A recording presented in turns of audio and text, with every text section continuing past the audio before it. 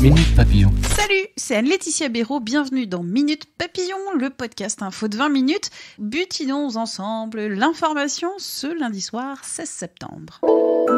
L'exercice du métier de journaliste est-il plus difficile depuis l'élection d'Emmanuel Macron ?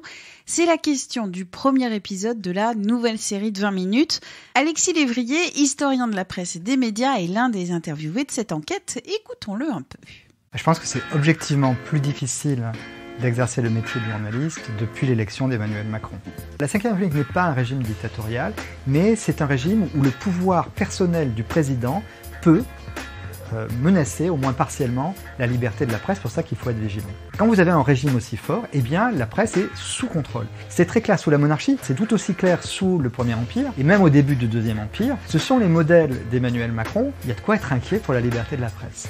La suite de cette première enquête de la série Point de pression est à retrouver sur 20 minutes. Rentrée littéraire et si l'Europe avait été conquise par les Incas. C'est le scénario de l'écrivain Laurent Binet dans son nouvel ouvrage Civilisation avec un Z, qui ne veut pas dire Zorro. Et qui de mieux pour nous parler de ce roman ?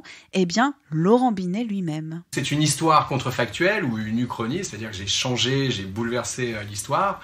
Et en général, ce type de récit, c'est toujours « et si les nazis avaient gagné la guerre ?» Et d'ailleurs, il y a des très beaux romans ou très beaux récits sur cette question.